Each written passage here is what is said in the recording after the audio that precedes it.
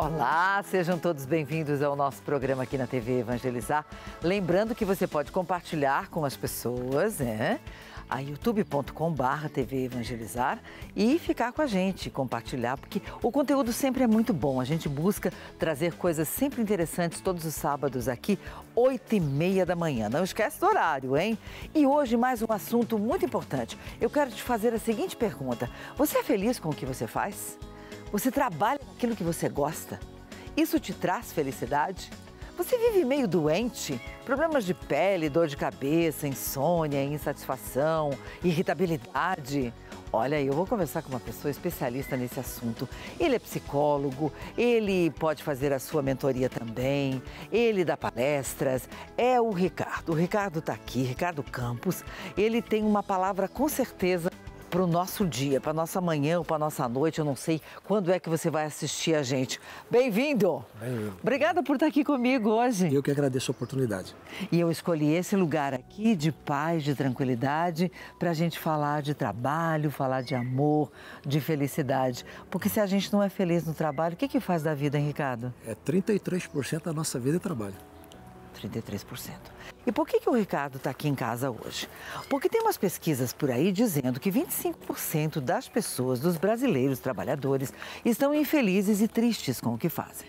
Aí tem uma outra pesquisa que fala em 45% de insatisfação. E as pessoas que gostariam de trocar de emprego, mas que estão lá por causa só da grana. E você falou assim, olha, Olga, eu acho que esse índice é maior. É maior. Tem uma pesquisa que saiu agora recentemente, algum tempo atrás, né, já, mas não tão lá atrás assim, de cada 10 contratados, de cada 10 colaboradores, 9 são mandados embora por falta de competência emocional. Quer dizer, as pessoas estão infelizes e não sabem lidar com as suas emoções no trabalho também. Por favor, eu vou me sentar aqui, você senta ali e aqui a gente vai conversar gostoso nessa tarde, nessa manhã ou nessa noite. Eu nunca falo muito do dia, da hora, porque a gente, na internet, você não tem horário, né? Horário, graças a Deus. Você é um homem dessa era digital também, que começou nessa era digital agora para valer, né? Sim. Mas antes da era digital, como é que era a tua vida? Eu tenho 47 anos, fiz agora, 23 de novembro, 47 anos. Uma criança. Anos. Sim. E eu sempre cuidei de pessoas. Desde os meus 20 anos de idade eu cuido de pessoas. Cuido de pessoas tanto no ambiente da espiritualidade, né, nas lideranças de igreja, e também isso como vocação. E na minha profissão eu sou psicólogo, né, faço mentorias, palestras, treino em empresas também, porque geralmente as pessoas acham que a parte emocional é só para quando está em casa, para o dia a dia, para os relacionamentos. Não. Empresas são feitas de pessoas. Então, a empresa é feita de... Pode colocar a mão aqui em cima, bem. Você fica à vontade, tá? Você fala assim, empresas são feitas de pessoas e as pessoas não estão felizes, né? Isso está comprovado. Sim. Eu converso com pessoas que dizem assim, eu estou aqui porque eu preciso desse dinheiro. Se eu pudesse, eu sairia por essa porta e ia embora e não voltava nunca mais. Agora, este empresário, esse diretor, esse CEO, ele tem consciência disso, Ricardo? O Brasil está bem atrasado nesse quesito, viu? Bem atrasado. Se você vai para os Estados Unidos, por exemplo, que é uma terra de muita prosperidade, lá você tem um terapeuta, um psicólogo, um treinador, né? Chamado coach lá, né, em inglês, um treinador comportamental é comum. As pessoas, inclusive, se orgulham de dizer, esse é meu terapeuta, esse é o meu psicólogo. O Brasil ainda tem um pouco de receio. Graças a Deus, esses tabus estão caindo. Eu não sei se você notou na Olimpíada, por exemplo, todos os atletas brasileiros, os medalhistas, deixaram bem claro que eles fazem terapia. Por quê? Cuidado emocional é muito importante. Veja, quando eles vão lá para a Olimpíada, é o trabalho deles. Eles treinam 4 anos para executar talvez 1 minuto e meio de tudo que treinaram durante 4 anos.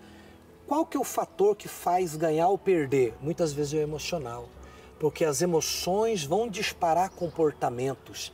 E naquele momento é fundamental essa gestão das emoções, porque ela vai vir. Inteligência emocional, gestão das emoções, não é negar as emoções. Quem nega geralmente adoece. É saber gerenciar tudo isso. E os empresários precisam despertar para isso, porque o seu funcionário, quando vem trabalhar, ele não deixa emoção em casa. A gente tem um costume, né? Antigamente, eu estou nessas duas eras, né? Do sem o digital e o digital. Existe uma frase bem assim, ó, você vai vir trabalhar, deixa o seu problema em casa. Não tem como. Não tem como. Não tem como. Você é um só. Você não é divisível. Não, concordo. Você vem, sua emoção vem junto, seu problema vem junto. Você traz para o trabalho essas emoções. Então, aonde está o segredo da prosperidade, inclusive das empresas? Principalmente para esse tempo que nós estamos vivendo. Cuidar do interior do funcionário. Assim como eu não sou duas, que eu deixo com problemas lá em casa e vou pro trabalho. Esse latido que você tá ouvindo é da Lola, tá? Às vezes ela fica assim, né? Ela ouve uma voz diferente e começa a latir. Você ama animais? Eu amo. Bom, aí, do mesmo jeito, eu levo os problemas da empresa para casa. E aí tem um fator muito interessante que eu preciso falar contigo, que é sobre o seguinte. Eu levo para casa não só o problema que eu vivi lá na minha empresa com o meu colega, um desajuste que teve, ou o meu diretor, a falta de educação dele, a falta de tato de lidar comigo, como também eu levo isso aqui. E isso aqui não me deixa desligar. Sim. Como é que a gente lida com isso para poder se desconectar de tudo isso e não trazer aquele problema que às vezes é muito grave, me tira o sono às vezes. Sim. E nós não vamos para o celular, porque o celular dá ansiedade. Nós fomos para o celular porque já estamos ansiosos. E o grande problema é quando a gente chega ali, a rede social hoje ela é projetada. Você lembra, não? Eu sou lá do tempo do Orkut, do saudade, Mirk, viu? Né? O Mirk. Você lembra? Não tinha esse negócio de você rolar a tela não, assim, né? Pois não. é. Todos esses movimentos são dopaminérgicos, quer dizer, ele sempre, a dopamina é um neurotransmissor ligado à recompensa. Então é aquela coisa assim, será que depois tem um vídeo melhor? Então por isso que é viciante, e quem faz a rede social sabe disso, para prender você ali, porque tem empresas que anunciam lá. Então tudo isso é muito importante a gente entender. O Brasil é o país mais ansioso do mundo. Nós temos esse título, o país mais ansioso do mundo. Que coisa, né? Terceiro e quarto mais depressivo do mundo. E ontem estava lendo, em estresse, também entra ali o quarto e quinto mais estressado do mundo. Mas isso é um convite para ter um AVC, para ter um infarto. Total. Não é? Por isso que quando você investe na sua equipe, no emocional da sua equipe, a curto, médio e longo prazo, você tem menos pessoas faltando no trabalho, pessoas mais satisfeitas, porque a insatisfação também é muito ruim. Tem pessoa que não interessa, você pode aumentar o salário dela, você pode criar um ambiente maravilhoso e ela vai estar insatisfeita. Por quê? Porque às vezes também não é o local de trabalho. Apesar que, volto a repetir, o Brasil está muito atrasado na questão de levar inteligência emocional e cuidar das emoções do funcionário. O dia que o empresário entender que isso também traz prosperidade para ele, porque às vezes ele olha para os números, ele vai conseguir compreender isso. Se o governo entendesse isso, nós teríamos menos pessoas na fila com doenças psicossomáticas, por exemplo. Menos doentes, com certeza. Ricardo, eu outro dia fiz uma pauta muito bacana no meu programa da rádio, CBN, e essa empresa, ela finalmente sentiu isso, descobriu isso. Que o Ricardo estava num departamento dentro da empresa, mas ele não estava feliz. Ele queria trabalhar no departamento que o Paulão trabalha. Isso. E houve uma troca, né? E as pessoas foram ajustadas nos seus devidos lugares. Por que as empresas não fazem isso, não investem nisso? Elas terão maior produtividade, colaboradores mais produtivos, eficientes. De acordo com a personalidade dela. E pessoas mais saudáveis. Totalmente. Porque não tem como. A gente tem a tal da síndrome do domingo à tarde, né? Em que as pessoas começam a já pensar na segunda-feira. Ai, que droga, segunda-feira, começar tudo de novo. E aí vem o quê? Vem a dor de cabeça, dor de estômago, diarreia. Aí vem uma série de coisas, né? Então, tá na hora da gente parar de conversar, de falar, de discurso e ir para a prática. Eu já tive clientes que chegavam na porta do trabalho e eles começavam a tremer. O coração acelerava, suava frio, começava a tremer, entrava em pânico. Hoje, um dos maiores afastamentos de trabalho é o esgotamento, né? A gente diz assim que está queimado, é o burnout, né? A pessoa está literalmente queimada, esgotada. É o que a gente chama de depressão no mundo do trabalho. Você vê que a pessoa vai, sai, passeia, mas quando vai para o trabalho, dá um ruim nela. Hoje, nós temos testagens, nós temos ferramentas também, onde nós conseguimos avaliar se aquela pessoa, por exemplo, ela é mais comunicadora. Imagina você colocar uma pessoa que é comunicadora, atrás de uma mesa cheia de papel para fazer um trabalho burocrático. É a morte. Ela vai ficar 6 meses, quando ela achar um trabalho onde encaixa com a personalidade dela, ela vai embora. Esse empresário vai ter que contratar outra pessoa, selecionar outra pessoa, contratar outra pessoa, treinar durante 6 meses e talvez ele não usou esses filtros, ele vai colocar a pessoa no lugar errado. Então hoje, colocar a pessoa... Não existe perfil bom ou perfil ruim. Existe a pessoa certa no lugar certo. Se a pessoa é uma pessoa que gosta de trabalhar mais sozinha, não tem tanta comunicação, ela for mais analista, se você colocar ela para atendimento pessoal, ela morre. Ela vai odiar o trabalho dela. E ela vai realmente fazer aquilo por dinheiro por um determinado tempo. O problema fica crônico quando essas pessoas continuam vivendo a vida do trabalho só pelo dinheiro. Chegam lá na frente, elas adoecem com a sensação de que a vida delas passou e elas não fizeram o que amavam. E realmente não é só sensação, é a real. Passou e eu não fiz nada, né? Sim. Agora, Ricardo, quando você fala disso tudo, que profissional essas empresas deveriam contratar para fazer essa avaliação? Eu, por exemplo, eu estava falando com uma pessoa ainda essa semana a respeito de mau atendimento no comércio. Sim. Então a gente vê gente muito infeliz, Sim. né? Muito infeliz. E atende mal. O cliente chega, ele dá uma volta e vai embora. E não compra. Vai porque a primeira impressão leva o cérebro humano, ele julga você de 3 a 5 segundos. E você tirar essa primeira impressão é difícil daí. E por que esse empresário não contrata? Que profissional tem que contratar? Olha, as pessoas acham que o psicólogo, por exemplo, eu sou psicólogo, mas eu também dou treinamentos em empresas. Eu sou psicólogo e também sou palestrante. É que as pessoas têm uma ideia de que o psicólogo é só aquela pessoa dentro da clínica que só vai tratar doenças. E não é verdade. Por exemplo, eu já atuei na psicologia do esporte para alta performance esportiva. Por quê? Esses jogadores também têm emoções. Existe a psicologia também dentro do mundo do trabalho, a psicologia hospitalar, o psicólogo, aonde tem comportamento, o psicólogo está lá. Certo. Então, dentro do ambiente empresarial, o profissional psicólogo, ele tem todas as habilidades, toda a teoria e prática para desenvolver um bom trabalho lá. Quem vai conhecer mais de emoção do que o psicólogo? Verdade. Tá entendendo? Será que esse empresário deve ver isso como custo, né? E não como investimento. Despesa, né? Isso, porque despesa, não como investimento. A despesa vai e não volta. O custo, você tem um custo, mas depois você tem um retorno. Então você tem que entender, investimento é um puro. investimento, é um custo que você vai ter contabilmente falando, mas que te traz retorno, é um investimento. Se você não investir em pessoas, você vai ficar para trás, porque hoje as empresas começaram a acordar. As empresas que desenvolverem um setor de treinamento nessa questão emocional são empresas que vão para frente. Eu dei um dado para você, a Page, que é uma empresa, Page Personal, que é uma empresa que faz essas pesquisas. De cada 10 colaboradores contratados por perfil técnico, pelo diploma, perfil técnico para aquele trabalho, 90% ganha a conta, como a gente falava antigamente, né? É despedida por falta de competência emocional e comportamental. Então, é muito sério isso. Claro que é. Quer ver agora? Eu também minha primeira formação era técnico em contabilidade. Aí o camarada vai, beleza, ficou 1 ano sem empresa. Ele ganha a conta. Você já viu o custo de cada funcionário que ganha a conta? E para recontratar o trabalho. Então, esse empresário que não está tendo essa visão de que investir em pessoas, treinar o emocional das pessoas, traz lucro para ele, ele vai ficar para trás. Ele precisa entender isso. E as pessoas mais felizes produzem mais.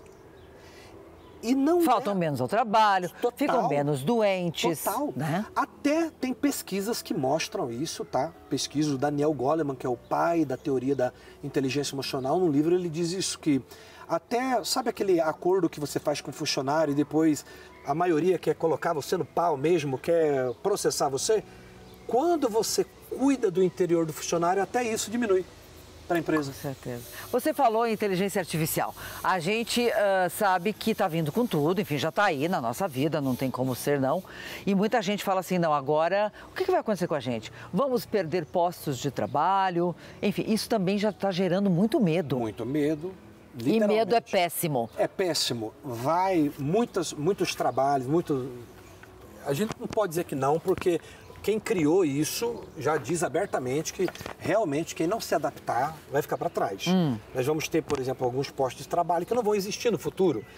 Aí que está a inteligência emocional entrando de novo. Porque a máquina, ela vai conseguir fazer os seus processos, mas a máquina não tem um negócio que nós temos. Empatia, nós temos neurônio espelho, onde eu consigo espelhar a sua emoção. A máquina não vai conseguir fazer isso, mas esse profissional vai ter que estar preparado para esse novo mundo do trabalho que virá. Agora, veja só, se o Brasil não está treinando nem os seus colaboradores, e quando isso chegar com violência aqui no Brasil, a inteligência artificial, como vai ficar os postos de trabalho e essas empresas no futuro? É um negócio que a gente tem que pensar muito. Muito, muito. Olha só, tem muita coisa falando sobre trabalho e trabalhadores. Número de brasileiros pedindo demissão nunca esteve tão alto. Entre eles, os principais, liderança ruim, meu chefe é péssimo, né? Aquele chefe tóxico. Isso, cobrança excessiva por metas impossíveis, ambiente de trabalho tóxico, falta de reconhecimento e excesso de trabalho. Sim. E tem gente que fala, isso aqui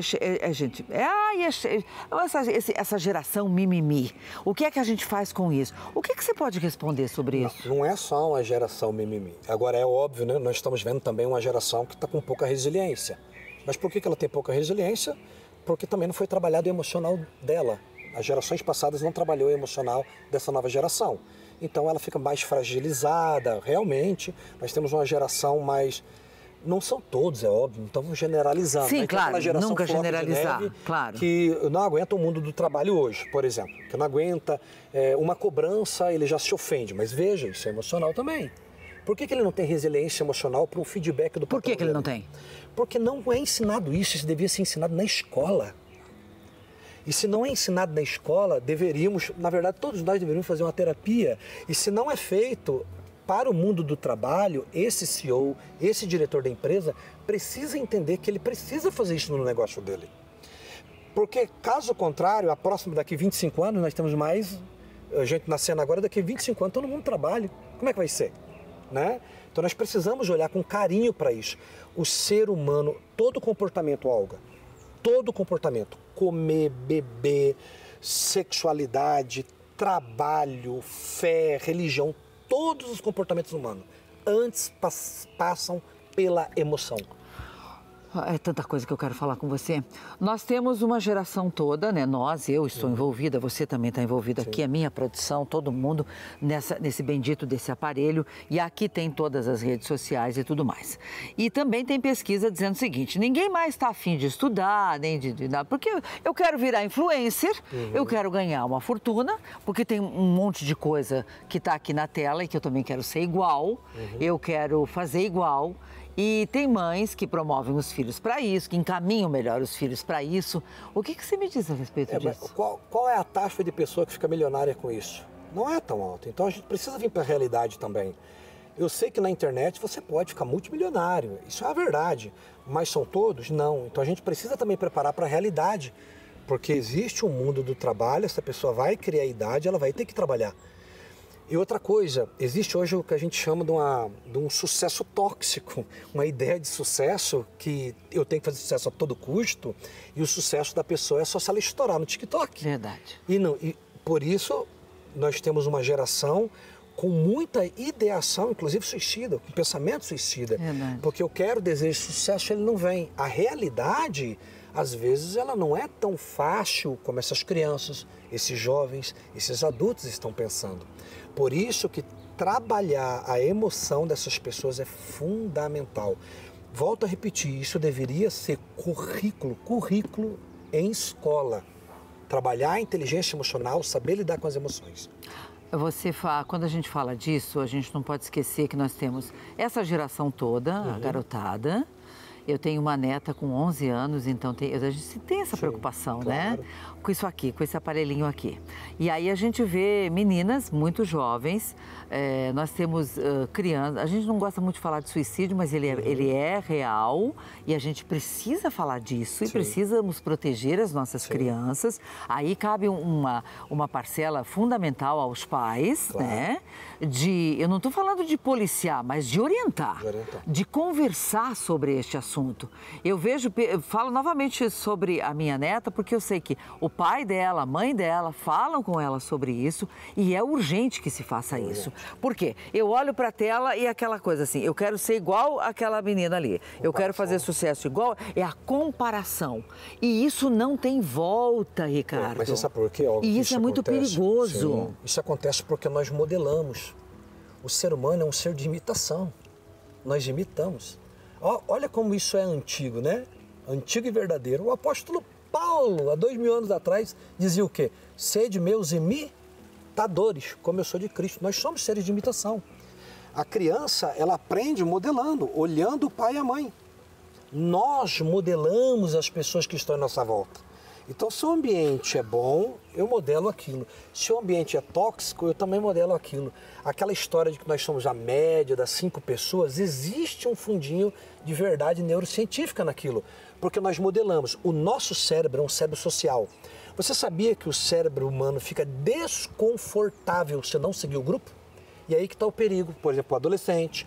Aí que está o perigo lá dentro da empresa, quando o grupo está tóxico, ou o líder do grupo está tóxico, ou o chefe é tóxico. Nós modelamos aquilo. Ontem eu estava estudando um pouco mais sobre estresse. Você não precisa passar pelo evento estressor, mas se você estiver perto, no ambiente do estresse, você também sente. Que coisa incrível. Porque nós temos uma classe de neurônios chamada neurônio espelho, nós espelhamos. Agora imagina a potencialidade que isso tem na mão e a gente espelhando. Todo santo dia. Tem que estar vigilante. Vigilante. A TV Evangelizar também está no Instagram. Segue a gente por lá.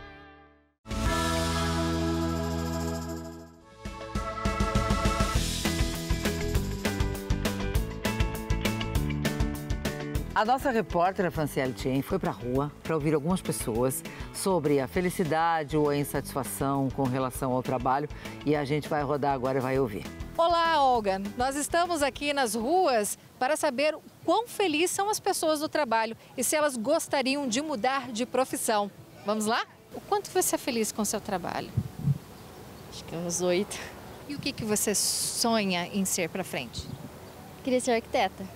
Você acha que você ia ser realizada sendo arquiteta? Ia. Eu quero estudar, né? Então eu gostaria de estudar.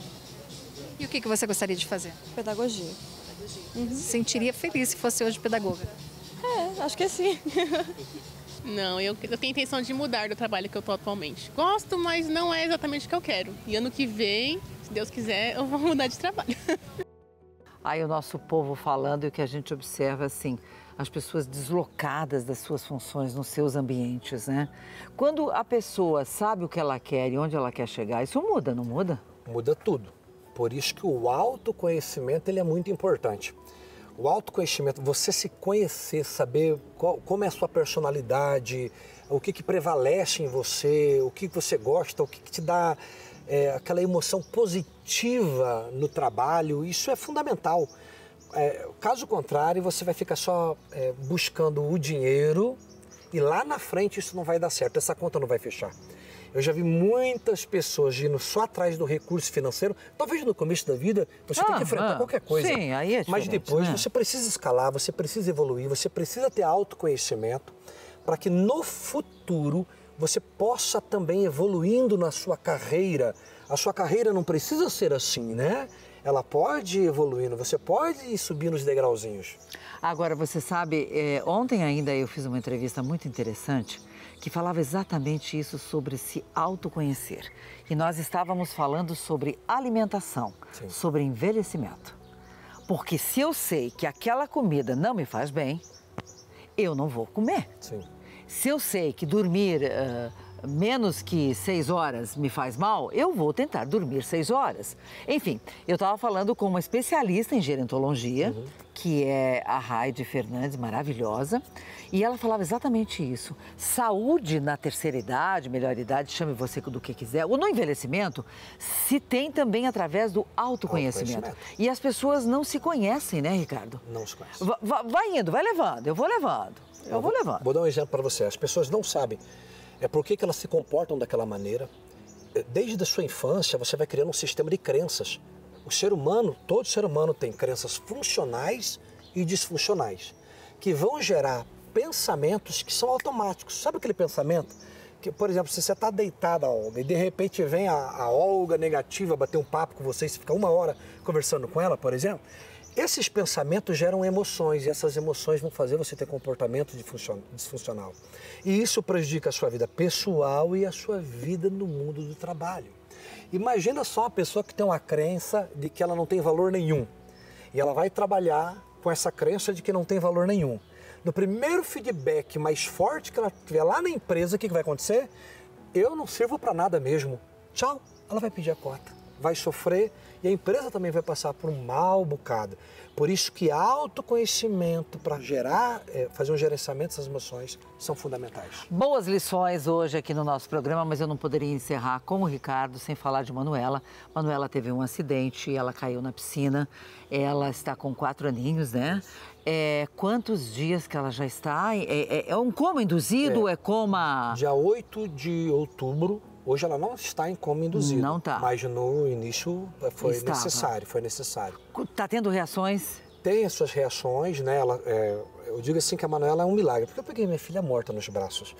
Demorou 40 minutos para voltar, ali a primeira parada. Depois, quando foi entrar no hospital, teve mais outra parada. Pulmão 100% na máquina, coração batendo sua base de remédio. Hoje, o pulmãozinho dela não precisa nem de máquina para oxigênio. Muito difícil ela precisar. O coraçãozinho dela está batendo tudo certinho. Mas o cérebro, nós precisamos desse milagre neurológico. Eu já falei para ela, filha, agora vamos me emocionar e não tem como, porque eu sou ser humano também.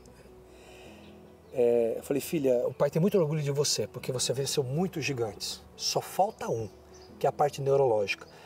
Como a gente estuda um pouco sobre o cérebro, nós sabemos que o cérebro infantil tem uma capacidade de neuroplasticidade muito grande. E o que é neuroplasticidade? Essa capacidade que o cérebro tem de arrumar vias, os neurônios, criar novas trilhas. E nós cremos que tudo isso vai ser potencializado por Deus. E eu tenho muita fé. A mãe da Manu também, a Araceli, tem muita fé. Nós temos muita fé. Nós oramos com ela todo santo dia. E nós cremos que ela vai vencer tudo isso para a glória de Deus. De onde que vem tanta força, homem? Fé em Deus. Se nós perdemos a esperança, o homem e a mulher que perde a esperança, ele já morreu. Então nós cremos profundamente. Abraão, diz a Bíblia, que ele creu contra a esperança na esperança de que Deus cumpriria a sua promessa. Parece que é contraditório, né? É que Abraão, quando ele olhava para a sua carne, com quase 100 anos, a esperança humana se vai quando você olha para a sua própria condição. Mas ele acreditava numa promessa de Deus, de que Deus cumpriria a sua promessa. A Manuela, nós fomos pais aos 43 anos. O médico falou assim, aceita que dói menos, ou vocês fazem fertilização in vitro ou já era. E a Manuela veio. Amada, ela tem autismo, nível de suporte 2, já estava indo para o 1, porque a fala dela já estava bem melhor já. Amada, meiga, teimosa no sentido de, até ainda não gosto que chama ela de teimosa, é perseverante. Personalidade forte, perseverante. Perseverante. Sabe qual era o hobby dela? Levava um monte de bexiga, ela ficava soprando bexiga, desse tamanho a bexiga. Filha, vai estourar. Sabe por quê? Eu falei assim, filha, você estava treinando já o cardiorrespiratório para tudo que viria. Eu sei que gerar milagre dói. Nós estamos esperando o grande milagre de Deus agora para que tudo isso se resolva. Eu sei que os homens vão dizer assim, olha, ela pode ficar assim a vida inteira, pode acontecer isso, pode acontecer aquilo, mas nós cremos na promessa de Deus. E nós vamos bater na portinha de Deus até o Senhor nos atender. E você bate na porta de Deus todos os dias? Todo dia. E se eu tenho fé, a mãe dela, acho que tem mais ainda. Não vou querer quantificar aqui, mas tem muita fé também. Nós temos um batalhão de pessoas na igreja, no Brasil inteiro, até fora do Brasil, né? Orando. E nós queremos que Deus vai atender as nossas orações. A força da oração é uma coisa impressionante, né? Impressionante. Hoje é estudada também, né? Sim. Hoje você consegue colocar uma pessoa numa ressonância magnética funcional e ver o cérebro em tempo real. E tem muito mais coisas entre o céu e a terra que os homens podem acreditar ou podem quantificar através da ciência. Tem coisas que o homem nunca vai explicar. Até na equipe de neuro que está cuidando dela, eu falei assim, vocês já viram crianças surpreenderem vocês? Ele, sim. Eu falei, a minha vai ser uma dessa. Alguma coisa Deus vai fazer. E nós acreditamos nisso, e nós não acreditamos segundo a circunstância. A fé projetar, é ver antes de acontecer. E nós vemos ela correndo, ela falando, amando, cantando, dançando do jeito que ela fazia na igreja e se expressando em louvor com todas as emoções que ela já fazia. Ricardo, que homem está sendo forjado, que pai está sendo forjado a partir do incidente com Manuela? O apóstolo Paulo diz assim, né? Que nós devemos amar a Cristo porque somos pecadores e eu sou o pior deles, ele dizia assim, né? Eu acredito que Deus está ensinando muita coisa. Eu aprendi muito com isso daí também. Eu escrevi muito sobre as coisas que a gente vê em volta, sobre a empatia, mas também muito sobre a maldade humana. Porque muitas pessoas pensam, isso é um castigo de Deus, alguma coisa nesse sentido. E a gente ouviu muita besteira também, né? Mas tudo isso é um grande aprendizado. A Bíblia diz assim que Deus, às vezes, Deus é consolador para nos consolar, para quando alguém precisar de consolação, nós venhamos lá e consolar essas pessoas.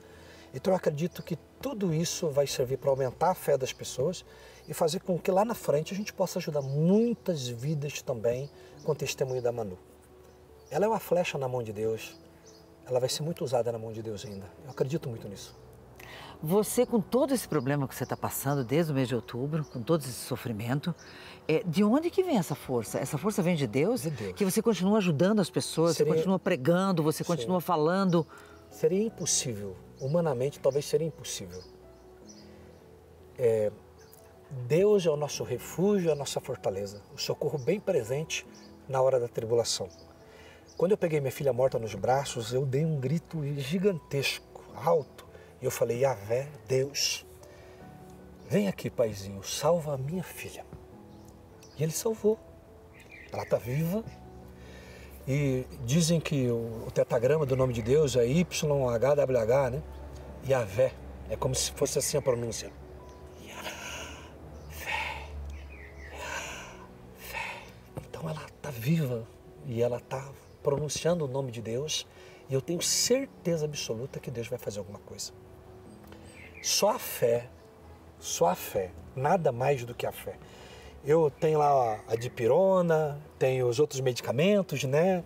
O anticonvulsivo, tudo isso é importante, tem a ciência humana, mas sobretudo nós temos um Criador do céu e da terra, que Ele criou todas as coisas pela palavra do seu poder.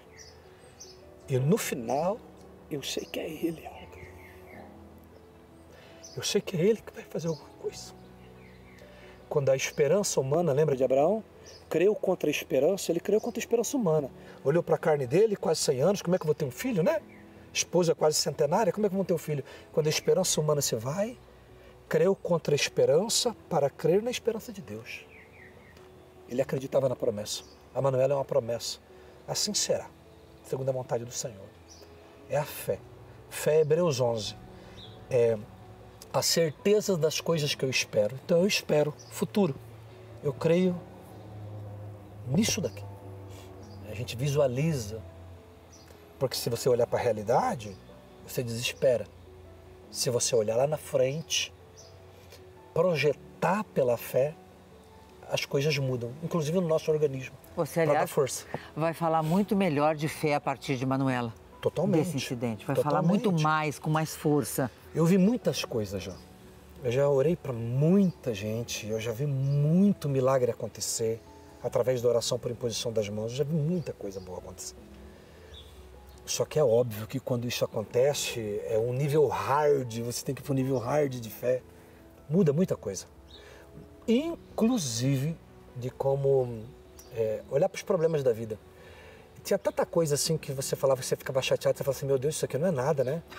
Isso aqui não é nada em comparação a isso daqui. Verdade, Deus. Isso é incrível, se aproximam, até os inimigos nessa hora se aproximam e você fala assim, poxa, cara, volta a ser meu amigo, porque isso aqui não é bobagem em comparação a isso, né? Uhum. Mas nós cremos muito em Deus.